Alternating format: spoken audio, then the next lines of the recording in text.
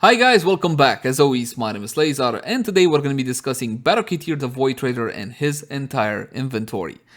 TennoCon 2020 had to be cancelled on account of the corona pandemic, well, the classic TennoCon that we all know and love. But that does not mean we're not going to be getting access to Baro and his entire lineup. We're going to be getting access between July 11th and July 18th. That is one full week for you to farm all the dukes you need to get everything you want from Baro.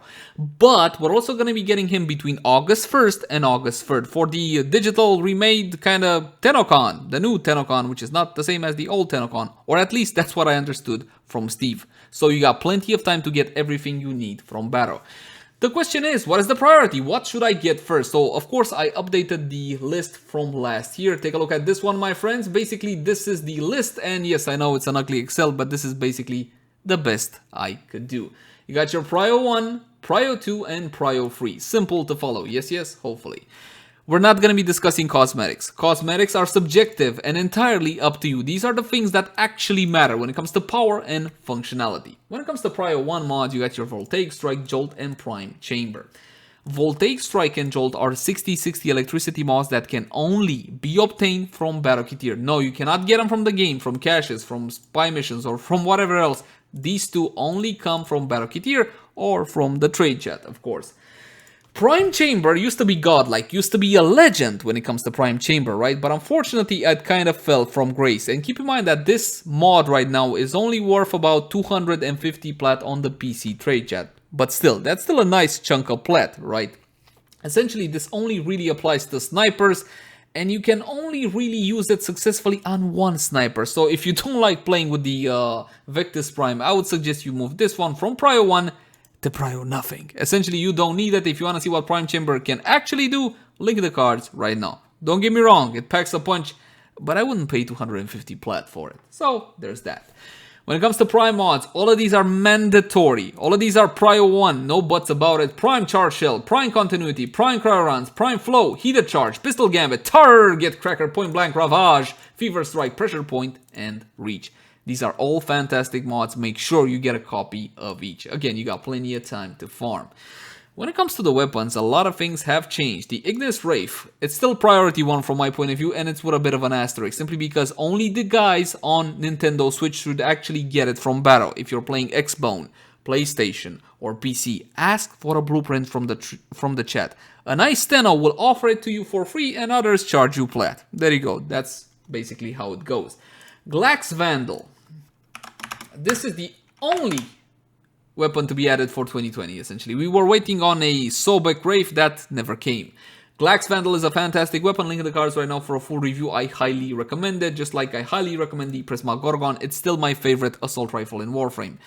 That doesn't mean it's the most powerful assault rifle in Warframe. It's simply my favorite, and you do have that full and updated guide for 2020 on it. Prisma Twin Gremlin still pack a punch. Quanta Vandal is still fantastic. Again, link in the cards for the updated guide. Supra Vandal, Prisma Grinlock, and Prisma Dual Cleavers. From here, we took out the Mara Detron from Prio 1. I apologize, my friends, but after the mainline 2020 changes with the whole status changes, the Mara Detron is simply not all that powerful anymore, which is why it went to Prio 2. Axie V8, do you remember this one? Is the one you get Volt, and of course, Neo 01 as well. Prio 1 on both of these. When it comes to Prio 2, you got your High Voltage, Shell Shock, and Split Flights. High Voltage and Shell Shock can be farmed from the game, the mission now Elgar Planetaris, but the drop chance is actually quite low, so take my advice, spare yourself the trouble and just get them from Baro or from the trade chat. Split Flights. We waited a while for this one, and don't get me wrong, it's a great mod, but it only applies to bows, and only 2 bows really make nice use out of it, so there you go. If you don't like playing with bows, you can go to Prio nothing with this one. It's not that expensive though, so do try to pick it up. Prime Animal Instinct, Prime Fast Hands, Heavy Trauma Pack Leader, Slip Magazine, Regen Quick Draw, and Rubed Online Battle. This is new for 2020. Actually, we got it a couple of weeks ago. This is damage for arc guns. Not everybody likes arc guns, and even with Railjack being a whole lot better than it used to be, a lot of players still stay away from heavy weapons. I love heavy weapons. I love calling them down in normal missions, but I'll be honest with you, I forget about them most of the time. That does not mean they don't pack a punch. You still should pick up Prime Rubedo lined Baro. Prime Regen is fantastic if you don't have it. This one will allow your Sentinel to res itself and then res you if you combine it with Sacrifice, and you get free reses. It's fantastic. One from the top, you don't need to fully upgrade this one either. Slip Magazine has its uses. Pack Leader is not really needed if you have the normal version. Heavy Trauma is Impact. Ew. Come on, it's Impact. Still, it's good on a stat stick for Atlas. Fast Hands. Fast Hands. Prime. What, do I have it twice? No, Prime Animal Instinct. Again, if you have the normal one, it does the job just fine. When it comes to the weapons for Prio 2, you see a lot of melee weapons that last year were in Prio 3 and got upgraded, such as the Prova Vandal, for example, or the Machete Wraith and the Prisma Machete. These used to be mastery fodder. Nowadays, they're actually quite the decent weapons, and some players would argue they deserve to be in Prio 1. Not according to me, however. Prisma Krakata, I know you love it. I love it too. Clem, Mordaka and all that good stuff, but it's simply not all that powerful. Just like the Prisma Tetra. Oh my god, I actually forgot about this one. Sorry. Prio 3 on that one. It's simply that bad. Prisma OX, Vulcar Wraith. Now, I have a weird relationship with the Vulcar Wraith. I love this weapon. But unfortunately, when it comes to sniper rifles, they're a little bit slow. Maybe we're gonna use them more when it comes to the new Steel Path. If you guys want to play Steel Path or Eidolons, you can do Eidolons with the Vulcar Wraith, but honestly, there are better options, which is why it's in Prio 2. And of course, we already talked about the Mara Detron. The Machetes and the Prisma Scana. Again, it's not bad anymore. It used to be mastery fodder. Now, I would call it decent. What do you guys think? Let me know in the comment section down below. Now, of course, you got the Axie A2 for the Actlex. You also got the Prisma Shade, which is basically the best version of the Shade, and the Axie A5 as well. Now, you might be curious, alright, Leyzar, what is the Axie A5 anyway? I forgot. Now, basically what I'm doing now is stalling for time just to make sure. Yes, the Agvasto. That's the one. The Agvasto Prime. Still a pretty good secondary weapon, and I would still recommend you get it. Not as much as a Prio 1, however. When it comes to Prio 3, you got Tempo Royale. This one can be farmed from the game, but unfortunately, it's a pain in the butt to farm. So if you have the Ducats for it, definitely pick it up from Baro and spare yourself the trouble. Honestly, this one can like jump off the list completely. It doesn't matter that much anymore. Prime Bane, Expel, and Cleanse mods. Here's the thing.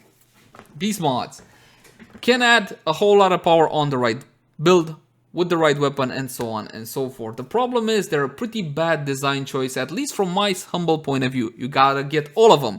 You gotta max them all out. You gotta change them from mission to mission. Honestly, it's simply not a good experience, which is why I don't encourage the use of these mods. It has nothing to do with the power of the mods or the potential implications of the mods. It has everything to do with bad design, and I choose not to encourage what I believe to be a bad design decision. So prime skip on all of these.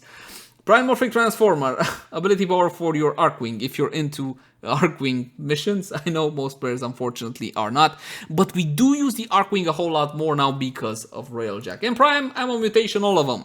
What can I tell you? Normal ammo mutations do the job just fine, so you don't need the Prime version. But if you're a completionist and you don't like to drop pads or use carrier, you see my point? Basically, that's my point.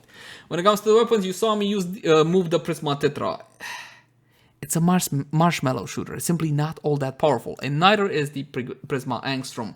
Don't get me wrong, they're not horrible weapons per se, but you got so many other better options than these two. Prisma Veritrux, Arcwing melee.